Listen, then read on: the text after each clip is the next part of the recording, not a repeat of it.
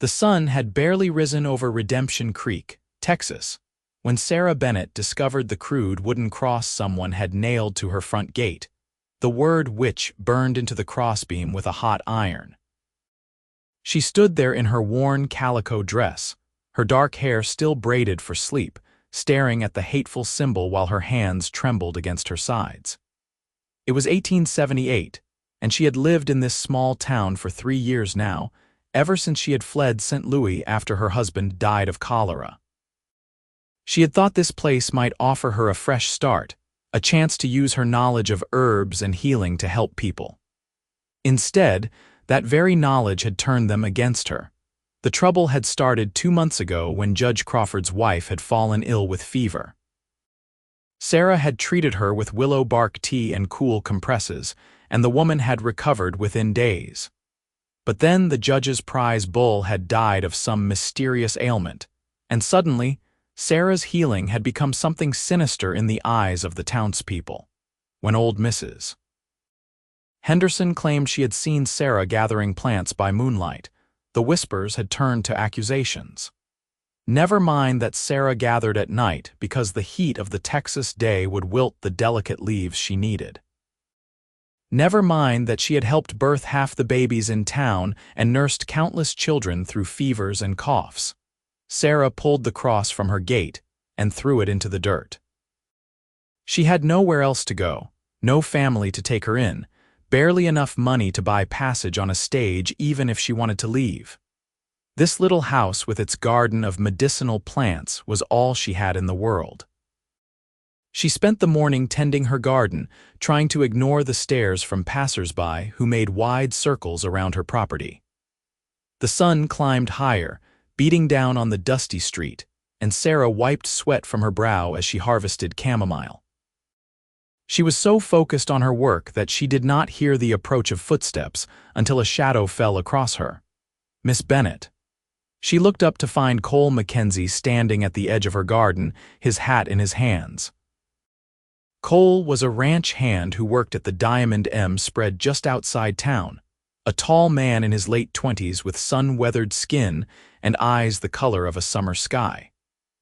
Sarah had seen him around town but had never spoken more than a few words to him. He had a reputation as a hard worker and a fair man, someone who kept to himself mostly but was quick to help a neighbor in need. "Mr. Mackenzie," she said carefully, rising to her feet. She brushed dirt from her skirt and waited for him to state his business, half expecting him to tell her to stay away from someone or deliver another warning. "I wanted you to know what is happening," he said quietly, glancing back toward the center of town. "There is a meeting at the church right now. The judge and some of the others, they are taking a vote about whether to run you out of town. They are calling you a danger to decent folk." Sarah felt the blood drain from her face. She had known things were bad, but she had not imagined it would come to this. "A vote," she repeated numbly. "I tried to speak up for you," Cole continued, his hands tightening on his hat. "I told them about how you saved my friend Jacob's hand when he got bit by that rattler last year. How you sat up all night with the parson's boy when he had the croup, but they would not listen. They are too afraid and Judge Crawford has them all stirred up." "Why are you telling me this?" Sarah asked, studying his face. There was something earnest in his expression, something that made her chest tighten in a way that had nothing to do with fear. "Because it is not right," Cole said simply, "and because I thought you deserved to know what was coming. They will be here within the hour, I expect, to tell you to leave by sundown." Sarah looked back at her little house, at the garden she had cultivated so carefully, at the life she had tried to build here. "I have nowhere to go," she said softly. "Then do not go." She turned back to him, surprised. "What? Do not go?" Cole repeated, his voice stronger now. "You have done nothing wrong. Those plants you grow, that knowledge you have, it has saved lives. My mother was a healer too back in Tennessee. I grew up watching her do exactly what you do, and there was nothing evil about it, just kindness and skill and a calling to help people." "Your mother was a healer?" Sarah asked, something loosening slightly in her chest at this revelation. Cole nodded. She died when I was 16, but I remember everything she taught me about treating the sick, about respecting the power of nature. When I saw you that day at the parson's house, the way you worked, it reminded me of her." He met her eyes directly. "You are not a witch, Miss Bennett. You are a healer, and you have every right to stay in your home." Before Sarah could respond, the sound of raised voices carried from the direction of town. Cole's jaw tightened, and he settled his hat back on his head. "That will be them. You should go inside." "What are you going to do?" Sarah asked, but Cole was already walking toward her front gate. She followed him, her heart pounding. As they reached the fence, she could see a crowd of at least 30 people making their way down the dusty street toward her property. Judge Crawford led them, his considerable bulk straining against his vest, his face red beneath his gray beard. Beside him walked Sheriff Dalton, who at least had the decency to look uncomfortable. Behind them came shopkeepers, farmers, and their wives, some carrying torches even though it was broad daylight. Cole stepped through the gate and positioned himself squarely in the middle of the path, his feet planted wide, his hand resting on the revolver at his hip. Sarah stopped just behind him, her breath catching in her throat. "That is far enough," Cole called out when the crowd was 20 feet away. Judge Crawford sputtered to a halt, his eyes widening. "Mackenzie, what in blazes are you doing? Get out of the way." "No, sir," Cole said calmly. "I will not. We voted," the judge declared, pulling a piece of paper from his pocket and waving it in the air. "Fair and square by the laws of this town. Sarah Bennett has been deemed a danger to this community and must leave by sundown. Now step aside." "I was at that meeting, Judge," Cole said, his voice carrying clearly across the space between them. "I did not hear Miss Bennett get a chance to defend herself. I did not hear any actual evidence presented against her, just fear and superstition. That is not justice. She is a witch." Someone shouted from the back of the crowd. Sarah recognized the voice as belonging to Mrs. Henderson, the woman who had started many of the rumors. "She is a healer," Cole shot back. "How many of you have gone to her when your children were sick? How many of you have benefited from her skill and knowledge? And now you want to drive her out because you are afraid of what you do not understand." Sheriff Dalton stepped forward, his hand on his own gun. "Cole, I do not want trouble, but the vote was taken, and as sheriff, I have to enforce it." "Please move aside." "Then you will have to go through me," Cole said quietly, "because nobody gets past me, not today." A murmur ran through the crowd. Sarah's heart was racing so fast she thought it might burst from her chest. She stepped up beside Cole, her chin raised despite her fear. "Please," she said, addressing the crowd. "I have never wished harm on anyone in this town. Everything I have done has been to help people, to ease suffering. If I have frightened you with my ways, I apologize, but I will not apologize for using the gifts God gave me to heal the sick."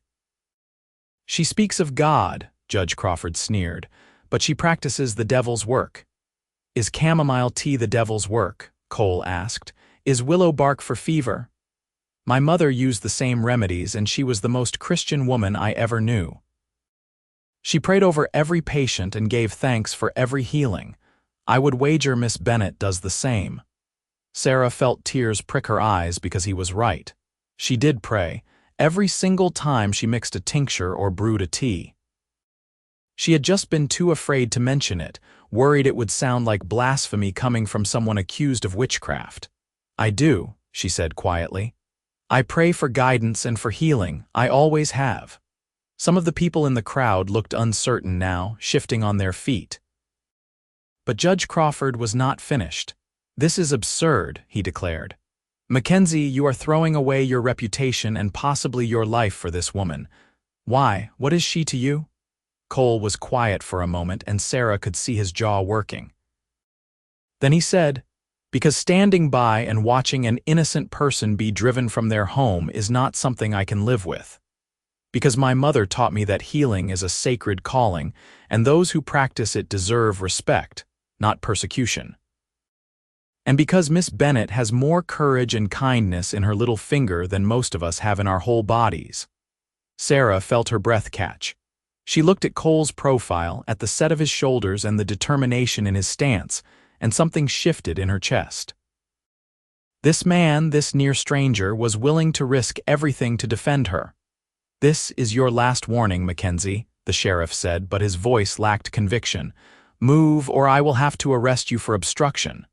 "Then arrest me," Cole said. "But you still will not get past me to Miss Bennett." The standoff stretched out, tense and fragile as spun glass. Sarah could hear her own heartbeat in her ears, could feel the weight of all those eyes on her. Then, from the middle of the crowd, a woman's voice spoke up. "I think maybe we should reconsider." Everyone turned to look. It was Martha Parsons, the mother of the boy Sarah had helped through his illness. She was a thin woman with tired eyes and work-roughened hands, but she stepped forward now with quiet dignity. "My boy would be dead if not for Miss Bennett. She sat up with him all night, never asking for payment, never complaining. She saved his life. I do not believe that is the work of a witch." "Nor do I," said another voice. Jacob Hayes, the man whose hand Sarah had treated after the snakebite, pushed his way to the front of the crowd. "She saved my hand, maybe my life. I was ready to cut the whole thing off when the poison spread, but she knew what to do. If she is a witch, then I am grateful for witches." More voices began to speak up, people Sarah had helped over the years. A woman whose baby she had delivered. A man whose broken leg she had set. Slowly, the tide of the crowd began to turn, anger and fear giving way to uncertainty and shame. Judge Crawford's face grew even redder. "This is ridiculous. We took a vote." "Then we can take another one," Sheriff Dalton said, and Sarah heard relief in his voice. "A fair one this time, with Miss Bennett present to speak on her own behalf." "I will not stand for this," the judge blustered. But he was already being drowned out by voices calling for a new vote, for fairness, for justice. In the end, the crowd dispersed without violence, people drifting back toward town in small groups, talking among themselves.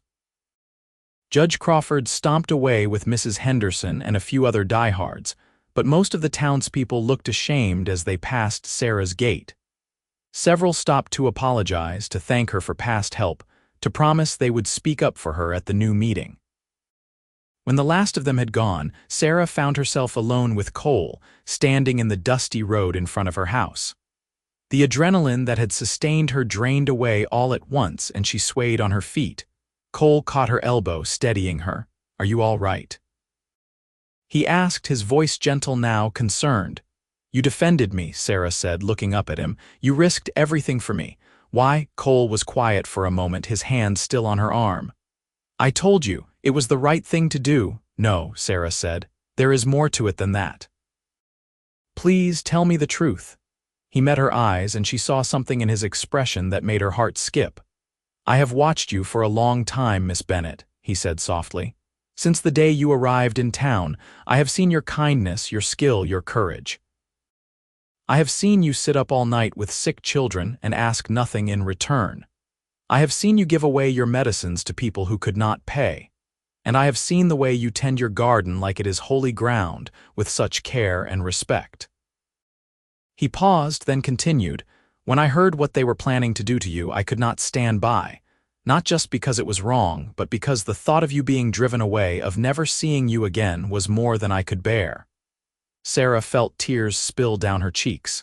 "You barely know me." "Then let me know you," Cole said. "Let me prove that not everyone in this town is blinded by fear.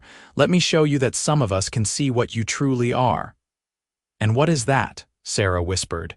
"Extraordinary," Cole said simply. For a long moment they stood there in the road, the Texas sun beating down on them, the dust settling around their feet. Then Sarah made a decision. She had spent so long being afraid, so long trying to make herself smaller and less threatening. But this man had stood at her gate and faced down a mob for her. This man had seen her for who she truly was and had not turned away. "Would you like to come inside?" she asked. "I could make us some tea, real tea, not the medicinal kind." Cole smiled, and it transformed his whole face, made him look younger and lighter. "I would like that very much, Miss Bennett." "Sarah," she said. "Please call me Sarah." Sarah, he repeated, and the way he said her name made something warm unfurl in her chest. They walked back through her gate together, and Sarah led him into her small, neat house. It was simply furnished but clean and bright, with bundles of drying herbs hanging from the rafters and shelves full of carefully labeled jars. Cole looked around with interest, not fear or suspicion, and Sarah felt herself beginning to relax. She made tea, and they sat at her small kitchen table talking. Cole told her about growing up in Tennessee, about his mother's healing practice, and how she had been respected in their community. He told her about coming to Texas 5 years ago after his father died, looking for a fresh start and finding work at the Diamond M. He spoke of the land he hoped to buy someday, his dream of having his own small ranch. Sarah told him about St. Louis, about her brief marriage to a kind but sickly man who had died within a year of their wedding. She told him about learning healing from her grandmother, an Irish woman who had brought the old knowledge with her across the ocean.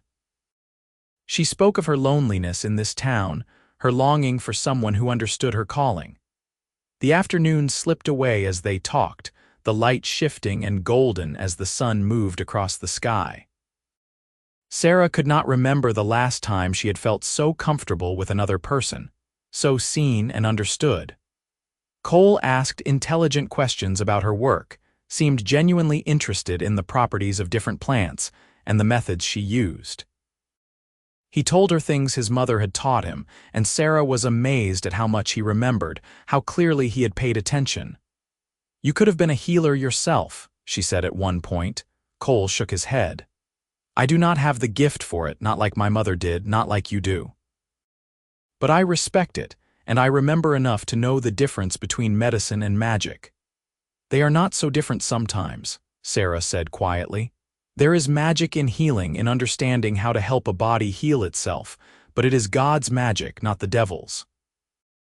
"I know," Cole said, and the certainty in his voice made Sarah want to cry again. As evening approached, Cole reluctantly stood to leave. "I should get back to the ranch, but I will be at that meeting tomorrow when they take the new vote, and I will speak for you again if needed." "Thank you," Sarah said, walking him to the door, "for everything. I do not know how I can ever repay you." Cole paused in the doorway, looking down at her. "There is no debt," he said, "but if you would allow me, I would like to call on you again, properly, I mean." "If that would be all right with you." Sarah's heart leaped. "I would like that very much." He smiled again, that transformative smile that made her pulse quicken. "Tomorrow, then. After the meeting." "Tomorrow," Sarah agreed. She watched him walk down her path and out through the gate, watched him tip his hat to her before turning toward town. Only when he was out of sight did she close her door and lean against it, her hand pressed to her chest where her heart was still racing. The next day, the new town meeting was held in the church, and this time Sarah was allowed to attend. She sat in the front pew, very aware of all the eyes on her, but Cole sat beside her, a solid and reassuring presence. He had dressed in his best clothes, his hair neatly combed, and Sarah felt a rush of affection for the effort he had made. The meeting was tense at first. Judge Crawford tried to maintain control of the proceedings, but Sheriff Dalton took over, determined to conduct a fair hearing. One by one, people stood up to speak. Some, like Mrs. Henderson, continued to level accusations and spread fear. But many more stood up to defend Sarah, to speak of the time she had helped them or their families, to testify to her character and skill. Martha Parsons broke down in tears as she described sitting by her son's bedside, certain he would die, and Sarah's calm assurance that he would be fine. Jacob Hayes showed his hand, whole and functional, as proof of Sarah's knowledge. Even the minister, who had been silent until now, stood up to say that he had never seen anything in Sarah's behavior that suggested evil or devil worship, only Christian charity and a calling to serve. When it came time for Sarah to speak, she stood on shaking legs and faced the assembled townspeople. "I understand your fear," she said quietly. "The world is full of things we do not understand, and it is natural to be frightened of them, but I promise you there is nothing sinister in what I do. I use the plants God put on this earth for our benefit. I pray for guidance and for healing, and I try to the best of my ability to ease suffering wherever I find it." She paused, then added, "I have no wish to live where I am not wanted. But this is my home, and I would like to stay if you will allow it." The vote that followed was not unanimous, but it was decisive. By a margin of more than 2-1, the townspeople voted to allow Sarah to remain in Redemption Creek. Judge Crawford stormed out of the church in a fury, but no one paid him much attention. People came up to Sarah afterward to shake her hand, to apologize for their earlier fear, to thank her for her past help and promise future friendship. Cole waited until the crowd had thinned, then approached Sarah with a grin. "Congratulations," he said. "I can stay," Sarah said, still hardly believing it. "I can actually stay." "You can stay," Cole confirmed. "And I, for one, am very grateful for that." They walked back to her house together in the late afternoon light, and this time there was no fear, no angry mob. Just two people side by side, talking and laughing, beginning to know each other. At her gate, Cole paused. "I meant what I said about calling on you properly," he said. "If you are willing, I would like to court you, Sarah. I know it is fast, and I know we have only just really met, but I feel like I have been waiting for you for a long time." Sarah felt her cheeks flush, but she met his eyes steadily. "I would like that, Cole, very much." He reached out slowly, giving her time to pull away, and took her hand. His palm was calloused from ranch work, warm and strong. "Then I will be by tomorrow evening, if that suits you. Maybe I could bring dinner and we could eat in your garden." "That sounds perfect," Sarah said softly. Cole raised her hand to his lips and pressed a gentle kiss to her knuckles, a gesture so old-fashioned and sweet that Sarah felt her eyes sting with tears. Then he released her hand, tipped his hat, and walked away whistling. Sarah stood at her gate for a long time, watching the sun set over the Texas hills, feeling something she had not felt in years. Hope, and something more than hope. Possibility. The courtship that followed was the happiest time of Sarah's life. Cole came by every evening after his work at the ranch was done, often bringing wildflowers he had picked on the ride over or some small gift he thought she might enjoy. They would sit in her garden as the heat of the day faded, talking about everything and nothing. Cole told her about the horses he worked with, the land he loved, his dreams for the future. Sarah taught him more about healing plants, showed him how to make tinctures and salves, delighted in his genuine interest and quick understanding. On Sundays, Cole would arrive early and accompany Sarah to church, sitting beside her in the pew, and making it clear to everyone in town that he was courting her openly and proudly. Some of the townspeople still eyed Sarah with suspicion, but most had come around, and the presence of Cole Mackenzie at her side certainly helped. He was well-liked and respected, and his endorsement of Sarah went a long way toward easing lingering fears. As the weeks passed, the friendship between Sarah and Cole deepened into something more. They began to hold hands as they walked, to share longer glances, to find excuses to touch each other. Cole would help Sarah with heavy work around her property, repairing her fence and fixing her roof, and she would send him home with medicines for the ranch hands and baked goods she had made. The ease between them felt natural, as if they had known each other for years rather than months. One evening in early autumn, when the brutal Texas heat had finally begun to break, Cole arrived at Sarah's house with a serious expression. She felt a flutter of nervousness as she let him in, wondering what was wrong. "Is everything all right?" she asked as they sat in her small parlor. Cole took her hand, his thumb rubbing gentle circles on her palm. "Everything is fine," he assured her. "Better than fine, actually. I have something I need to tell you. I have been saving money for years now, ever since I came to Texas. And last week I finally had enough to make an offer on the piece of land I have had my eye on. It is about 5 miles north of here, near the river. Good grazing, a nice spot for a house, and the owner accepted my offer." Sarah's eyes widened. "Cole, that is wonderful. Congratulations." "Thank you," Cole said, but he looked nervous. The thing is, I am going to start building a house there this winter. Not a big place, at least not at first, but something solid and comfortable, something that could be a real home." He paused, took a breath, then continued, "And I find myself hoping that maybe when the house is finished it would not just be my home. Maybe it could be our home." Sarah's heart began to pound. "Cole, what are you saying?" He slid off the chair and onto one knee, still holding her hand. "I am saying that I love you, Sarah Bennett. I think I have loved you since the first time I saw you tending your garden, so focused and gentle. I love your kindness and your courage. I love the way you see the world, the way you care for people, the way you stand up for what is right even when it is hard. I love talking to you and being with you and imagining a future with you." His voice dropped lower, more intense. "I know we have not been courting for very long, but I am sure. I have never been more sure of anything in my life. Will you marry me, Sarah? Will you build a life with me?" Sarah felt tears streaming down her face, but they were happy tears, joyful tears. "Yes," she said, her voice breaking. "Yes, Cole, I will marry you. I love you too. I think I started falling in love with you the moment you stood at my gate and refused to let them pass." Cole surged up and pulled her into his arms, holding her tight against his chest. Sarah could hear his heart racing, matching the rhythm of her own. Then he pulled back just enough to cup her face in his hands and kiss her, soft and sweet and full of promise. They were married 6 weeks later in the little church in Redemption Creek, with Martha Parsons and Jacob Hayes standing up as witnesses and most of the town in attendance.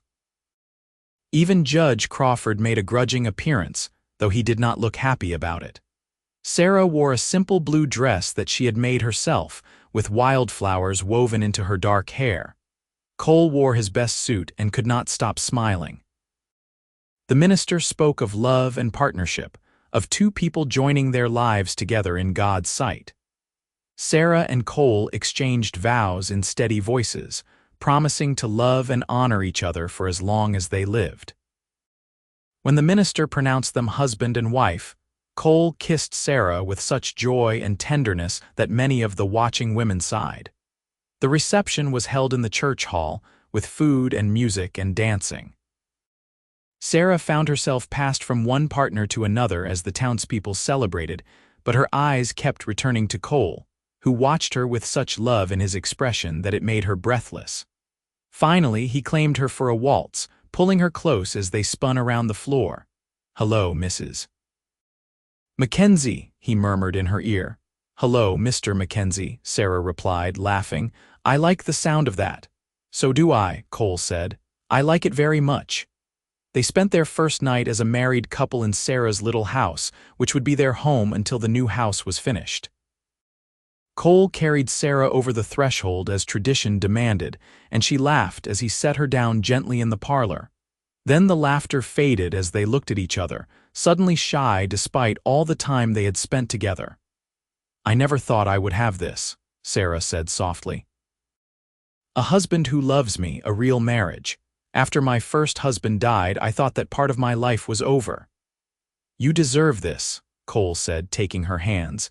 "You deserve all the happiness in the world, and I intend to spend the rest of my life trying to give it to you." He kissed her then, slow and deep, and Sarah felt herself melt into him. This was nothing like her first marriage, which had been more about companionship and convenience than passion. This was something altogether different, altogether more. This was love, real and true and all-consuming. The next months were busy ones. Cole continued working at the Diamond M to save additional money, but every spare moment was spent on their land, building their house. Sarah often rode out to join him, bringing food and water and working alongside him when she could. She loved watching the structure take shape, loved imagining the life they would live there. She continued her healing work in town, and slowly but surely, her reputation was fully restored. The people who had once feared her now sought her out eagerly, bringing their sick children and injured loved ones for treatment. Sarah trained several of the women in basic herbal medicine, passing along her knowledge as her grandmother had passed it to her. She no longer had to worry about accusations or suspicion. She was simply Sarah Mackenzie, the healer, and she was valued. By spring, the house was finished. It was a lovely structure, built of local stone and wood with a wide porch and large windows that let in plenty of light. Cole had built it with Sarah's work in mind, including a dedicated room where she could store and prepare her medicines.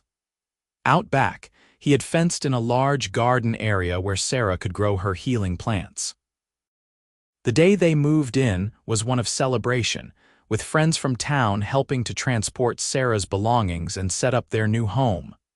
Martha Parsons had made them curtains for the windows. Jacob Hayes had carved them a beautiful sign for their gate. By evening, when the last of the well-wishers had departed, Sarah and Cole stood on their porch, looking out over their land. "It is perfect," Sarah said, leaning against Cole's shoulder. "Everything is perfect." "It is just the beginning," Cole said, kissing the top of her head. "We have a whole life to build together." That life unfolded beautifully over the next years. Sarah's healing practice thrived, and she became known throughout the region as someone with remarkable skill and knowledge. People would travel for miles to seek her help, and she never turned anyone away who truly needed it. Cole expanded their ranch gradually, buying more land and building up a good herd of cattle. They worked side by side, partners in everything, and their love only deepened with time. 2 years into their marriage, Sarah discovered she was pregnant. She had begun to think it might not happen for them, so the realization filled her with overwhelming joy. Cole was beside himself with excitement, already planning additions to the house and worrying about Sarah working too hard. "I am pregnant, not fragile," Sarah laughed when he tried to stop her from lifting a basket of herbs. "I have delivered dozens of babies. I know what I can and cannot do." "I just want to take care of you," Cole said, looking sheepish. "You do," Sarah assured him, taking his hand and placing it on her still flat stomach. "Every single day you take care of me, but I need to keep working, keep moving. It is good for me and for the baby." Cole worried anyway, but he learned to trust Sarah's judgment about her own body. As her pregnancy advanced, he took over more of her physical work while she focused on consultations and making medicines. The women of the town rallied around her, bringing food and gifts for the baby, excited to see their healer become a mother. Sarah gave birth on a cool October morning with Martha Parsons and 2 other experienced mothers in attendance. Cole paced outside, nearly wearing a hole in the porch until Martha opened the door with a huge smile. "You have a son," she said. "A big, healthy boy." And Sarah came through it beautifully. Cole rushed inside to find Sarah propped up in their bed, looking exhausted but radiant with a tiny bundle in her arms. She looked up as he entered, tears streaming down her face. "Come meet your son," she said softly. Cole approached slowly, almost reverently, and looked down at the baby. He was red-faced and wrinkled, with a shock of dark hair and tiny fists waving in the air. As Cole watched, the baby opened his eyes and Cole felt his heart expand in a way he had not known was possible. "He is perfect," Cole whispered. "You are perfect. Thank you, Sarah. Thank you for him for all of this." They named him Thomas after Cole's father, and he was indeed perfect. He was a happy baby who rarely cried, content to be held and sung to and passed between his parents. Sarah would carry him in a sling as she worked in her garden, talking to him about the plants and their uses. Cole would hold him in the evenings, telling him stories about the ranch and the land and the horses. As Thomas grew, their house filled with laughter and life. He was a curious child, always getting into things, fascinated by his mother's work and his father's animals. Sarah taught him the names of plants and their properties, while Cole taught him to ride and rope. He was bright and loving, and watching him grow was one of the great joys of Sarah and Cole's life. When Thomas was 3, Sarah became pregnant again. This time it was a daughter, a tiny girl with Cole's blue eyes and Sarah's dark hair. They named her Grace, and she completed their family. Grace was more reserved than her boisterous brother, thoughtful and gentle, content to sit quietly and observe the world around her. She followed her mother everywhere, learning about healing plants from the time she could walk. Thomas, meanwhile, showed his father's love of ranching and spent every moment he could with the horses and cattle. The years flowed by in a rhythm of seasons and cycles. There were hard times, of course. Droughts that tested their resources, illnesses that Sarah fought with all her skill, lean years when the cattle prices dropped and money was tight. But through it all, Sarah and Cole stood together, their love a constant source of strength. Judge Crawford eventually died, bitter and unrepentant to the end, but his passing marked the end of an era. The new generation in Redemption Creek had grown up seeing Sarah's kindness and skill, and they had no patience for the old fears and superstitions. Sarah trained several young women as apprentices, passing along her knowledge as it had been passed to her. Her grandmother's Irish healing traditions took root in the Texas soil, adapted and evolved but still true to their essential purpose. Cole expanded their ranch to become one of the most successful in the region, but he never lost sight of what mattered most. Every evening, no matter how busy the day had been, he would sit with Sarah on their porch and talk, just as they had in the early days of their courtship. They would hold hands and watch the sunset and count their blessings. When Thomas turned 18, he told his parents he wanted to attend the agricultural college that had recently opened 2 counties over. Sarah was sad to see him go but proud of his ambition. Cole helped him pack and gave him one of their best horses, along with enough money to see him through his first year. "Make us proud," Cole said, embracing his son. "I will, Pa," Thomas promised, "and I will come home as often as I can." Grace, meanwhile, showed no interest in leaving. At 16, she was already a skilled healer in her own right, with a gentler touch than even Sarah's. People specifically requested her when they needed someone to sit with the dying or comfort the grieving. She had her mother's gift for healing and her father's steady strength. On their 20th wedding anniversary, Cole surprised Sarah with a trip. He had arranged for Grace to take over Sarah's practice for a week, and he had planned a journey to San Antonio, a city Sarah had always wanted to visit.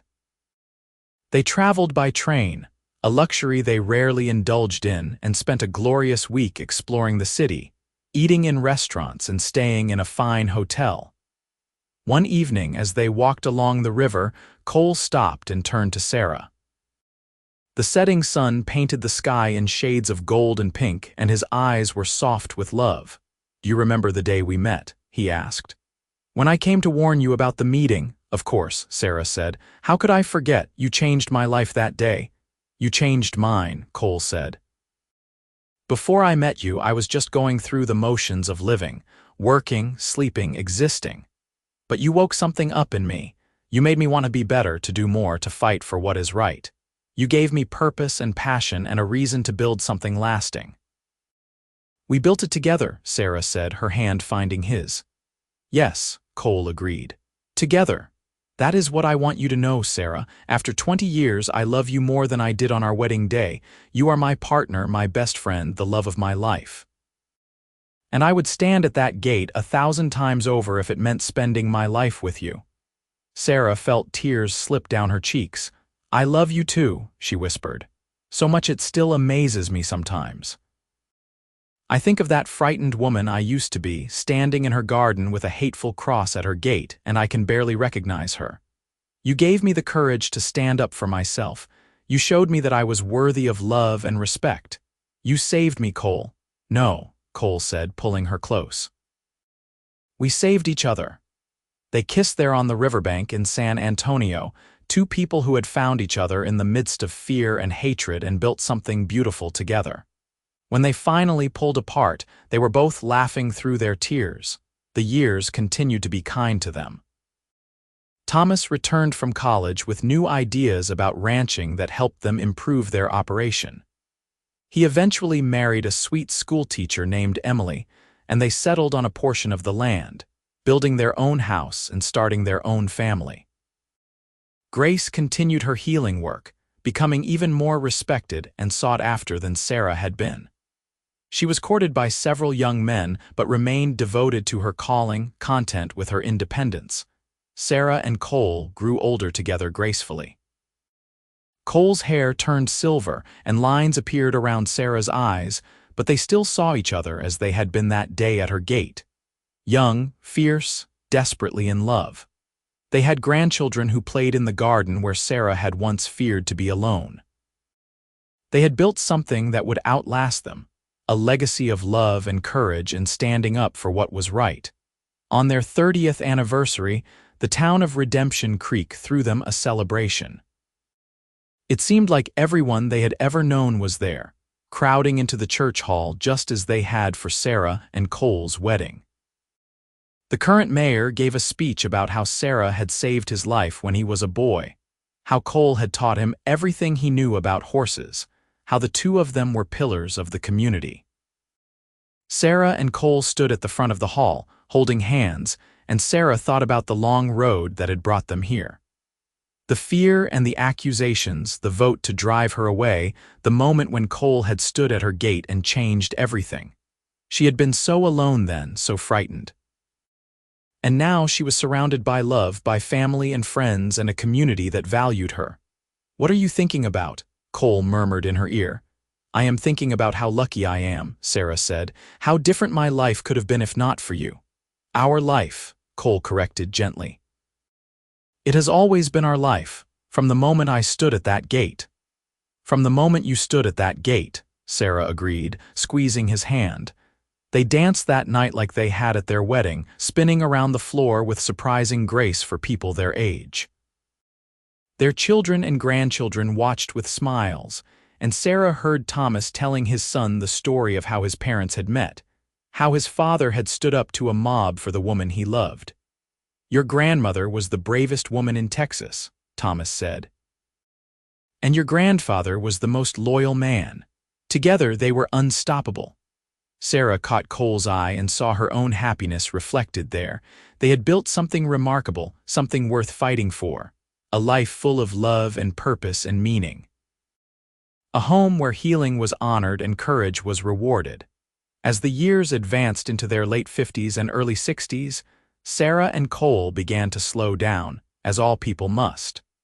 Cole's joints ached on cold mornings, and Sarah's hands sometimes trembled when she mixed medicines. But they adapted, finding new ways to contribute. Cole mentored young ranchers, sharing the wisdom of his decades of experience. Sarah trained a new generation of healers, including several of her granddaughters who showed the gift. Grace remained unmarried, devoted to her healing practice, and Sarah came to understand that this was not a sacrifice for her daughter but a calling. Grace was happy, fulfilled, surrounded by people she helped and students she taught. She had chosen her path consciously and walked it with joy. Thomas and Emily had 5 children in all, and they filled the ranch with noise and laughter. Sarah loved having her grandchildren around, teaching them about plants and stories, watching them grow into kind and capable people. She saw in them the continuation of everything she and Cole had built, and it filled her with profound satisfaction. On a warm spring evening, when Sarah was 63 and Cole was 65, they sat on their porch as they had done thousands of times before. The sun was setting over the hills, painting the sky in brilliant colors. Their land stretched out before them, green and peaceful and thriving. In the distance, they could hear Thomas calling to his sons, teaching them about the cattle. Closer by, Grace was in the garden with her nieces, showing them how to identify healing plants. "Do you ever think about that day?" Sarah asked softly. "The day the town tried to drive me out, sometimes," Cole admitted, "but not with anger anymore, just with gratitude. Gratitude." Sarah asked, surprised. "Yes," Cole said, "because it brought us together. Because it showed me who you were, and it gave me the chance to show you who I was. Because every good thing in my life flows from that moment when I decided to stand at your gate." Sarah leaned her head on his shoulder, breathing in the familiar scent of him, leather and soap and home. "Nobody gets past me," she quoted softly. "That is what you said, and I meant it," Cole said, kissing the top of her head. "Nobody has ever gotten past me to hurt you, not then, not ever." "I know," Sarah said. "I have always known. From that very first day I knew I was safe with you." They sat in comfortable silence as the stars began to appear overhead, one by one, like promises being kept. Below them, their family moved through the routines of evening, secure and happy and loved. This was what they had built together, Sarah and Cole. Not just a ranch or a home, but a sanctuary. A place where healing was honored and love was cherished and courage was rewarded with a lifetime of joy.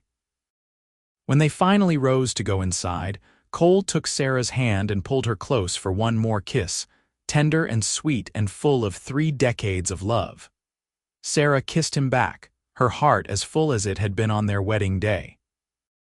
They had traveled such a long road together, weathered so many storms, built something so precious and lasting. As they walked into their house together, surrounded by the evidence of their shared life, Sarah thought about the frightened woman she had been, alone in her garden with enemies at her gate. She thought about the cowboy who had stood between her and harm, who had seen her worth when no one else did. She thought about the love they had built from that moment of courage, the family they had created, the legacy they would leave behind. The door closed behind them, shutting out the night. Inside, the house was warm and bright, filled with the accumulated treasures of a life well lived. Photographs of children and grandchildren lined the walls. Sarah's healing supplies filled their dedicated room, ready to serve those in need. Cole's worn saddle hung by the door, testament to decades of hard work. This was home. This was love.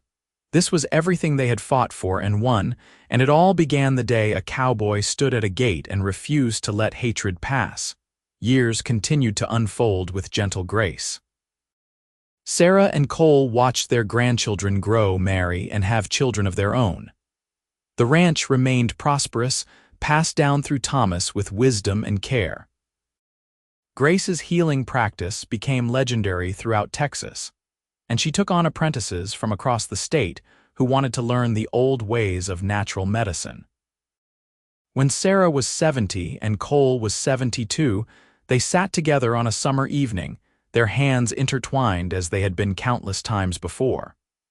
Cole's health had been declining slightly, nothing serious but enough that they both understood their time was precious.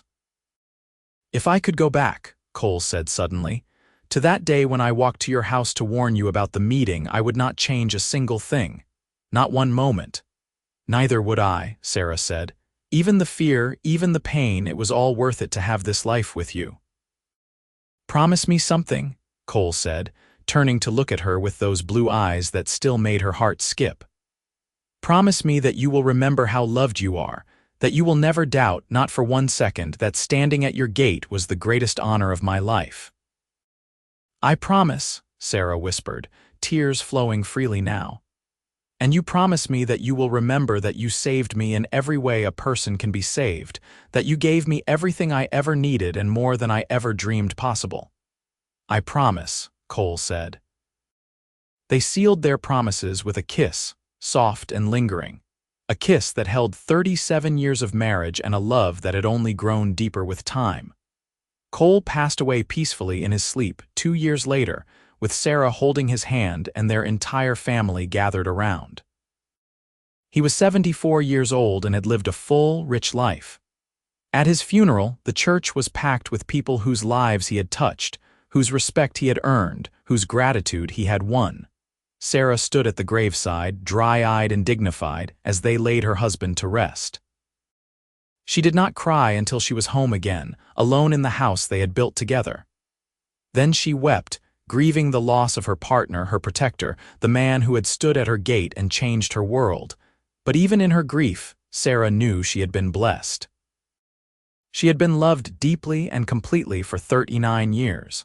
She had built a life of meaning and purpose. She had children and grandchildren who carried forward the values she and Cole had instilled. She had patients she still served and students she still taught. Grace moved back home to stay with her mother, and together they continued the healing work. Sarah found comfort in the routine of it, in the familiar rhythm of gathering and preparing medicines, of sitting with the sick and easing pain.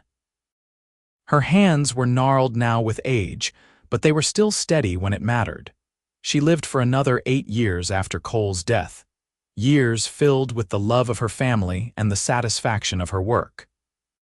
When she finally passed away at the age of 80, it was peacefully in her sleep, with Grace sitting vigil beside her. At Sarah's funeral, the current mayor spoke of her legacy, of the countless lives she had saved and improved, of the tradition of healing she had established that continued to this day. But it was Thomas, now a gray-haired man in his 50s, who told the story everyone really wanted to hear. "My father once told me," Thomas said, his voice carrying clearly through the packed church, "that the moment he truly became a man was the day he stood at my mother's gate and refused to let an angry mob pass. He said that until that moment, he had been drifting through life without real purpose. But standing there, defending the woman he would come to love, he discovered who he was meant to be." Thomas paused, looking out at the gathered crowd. "My parents taught me that love is not just a feeling, it is a choice, an action, a stand we take. My father chose to stand at that gate. My mother chose to trust him. And from those choices, they built a life that touched hundreds of people, that created a family that now spans 4 generations, that established a tradition of healing and courage that continues to this day." There was not a dry eye in the church as Thomas finished speaking. They buried Sarah next to Cole, under the wide Texas sky on their beloved ranch. The marker they placed reads simply, "Sarah Mackenzie, healer and beloved wife, mother, and grandmother, she stood for what was right." The legacy Sarah and Cole built outlived them both. The ranch continued to prosper through Thomas and his children. Grace trained dozens of healers who carried the tradition across Texas and beyond. Their great-grandchildren and great-great-grandchildren grew up hearing the story of how their ancestors had met, how a cowboy had stood against a mob for the woman he loved, how courage and love had triumphed over fear and hatred. In Redemption Creek, the little house where Sarah had lived alone became a historical site, carefully preserved as a reminder of darker days and the courage it took to overcome them. The church placed a plaque commemorating Sarah's life and work, acknowledging the shameful vote that had nearly driven her out and celebrating Cole's brave stand that had saved her. But the true memorial to Sarah and Cole was not in brass or stone. It was in the lives they had touched, the traditions they had started, the love they had shared. It was in the healers who still used Sarah's methods and recipes. It was in the ranchers who still followed Cole's ethical practices. It was in the family that gathered every year on the anniversary of Sarah and Cole's wedding to remember, to celebrate, and to renew their commitment to the values their ancestors had held dear. The story of the townspeople who voted to run her out and the cowboy who stood at her gate and said nobody gets past me became legend in that part of Texas. Parents told it to their children as a lesson about courage and standing up for what is right. Teachers used it to illustrate the dangers of mob mentality and the power of individual action. Couples invoked it as an example of true love, of partnership, of 2 people facing the world together. And somewhere in whatever lies beyond this life, Sarah and Cole were together again, holding hands and watching the sunset, their love eternal and unshakable. They had lived well, loved deeply, and left the world better than they found it. They had stood together against darkness and built something beautiful in its place. That was their story. That was their legacy. And it would endure for generations to come, a testament to the transformative power of courage, compassion, and love that refuses to yield in the face of hatred. From the moment Cole Mackenzie planted his feet at Sarah Bennett's gate and declared that nobody would pass him, their fates were sealed together. And what a beautiful fate it turned out to be.